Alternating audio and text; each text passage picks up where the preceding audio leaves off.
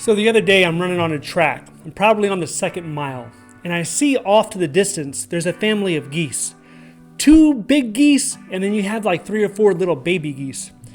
So as I'm running, I'm realizing that at my current speed and trajectory, that I'm going to step all over these geese.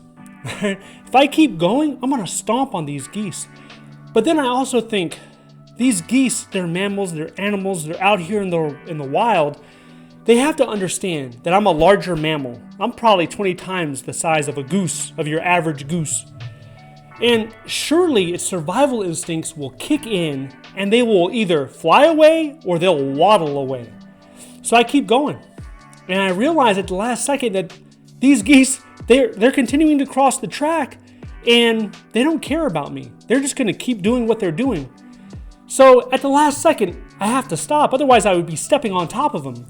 And as I stop, the large goose comes over. It extends its wings. It starts flapping them around. It's moving its neck in and out, hissing at me.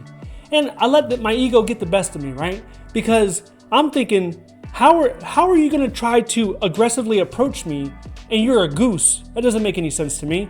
So then I lunge at it, right? Wasn't thinking clearly. I lunged at the goose. And the goose didn't care. It starts circling me.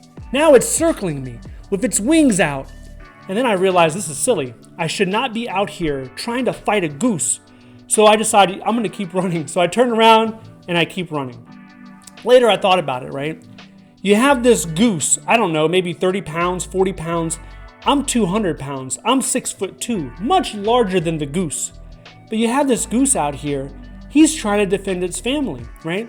The goose was brave. It was confident. It had standards. It wouldn't let me closer than a certain proximity. In its little goose head, it had a proximity range. And if I crossed that, it was going to engage me. And it did. And it was a leader, ultimately. That goose was a leader. Now, let's look at it from a different perspective. When I was in Iraq during one mission, my job was to protect a principal. The principal is a high-value target. I was supposed to protect him. And one day we were informed I was going to receive new armor plates for the vehicle, their panels. Brand new armor panels, and these high-tech new panels were supposed to stop this grenade that Al-Qaeda kept throwing at us. So I go up to the principal, I say, hey, listen, we have these new armor panels. I would like to install them on your vehicle so that you have added protection when we're doing our missions. And he looked at me, he said, Curet, when the enemy attacks, what vehicle do they usually attack? And I said, the second to the rear. He's like, why do they do that? And I'm like, well, because they know the vehicle second to the rear, they're the ones that are commanding the mission. He's like, what vehicle are you? I said, I'm the second to the rear. He's like, why wouldn't you put the armor panels on your vehicle since it's much more likely to be attacked? And I said, well, you're the principal. You're high value. I'm supposed to be protecting you. And at that moment, he looked at me in my eyes and said, Curet, I'm not afraid to die. I don't care if I die. What I'm afraid of is if the mission does not get completed.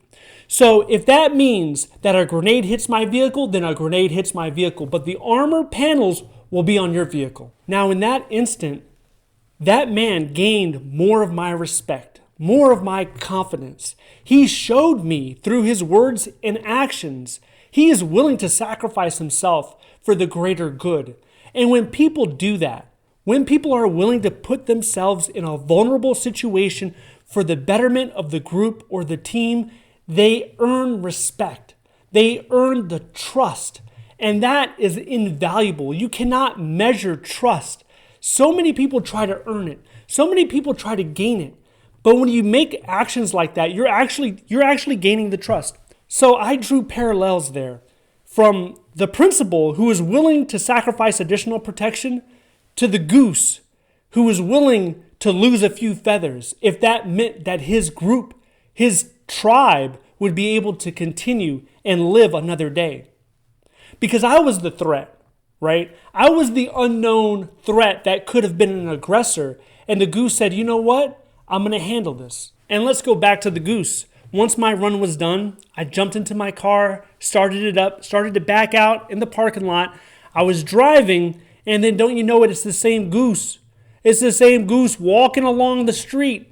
So I rolled down my window to get a better look at it. I don't know why I rolled down my window, but I rolled it down just to look at him, right? To give him that stern look.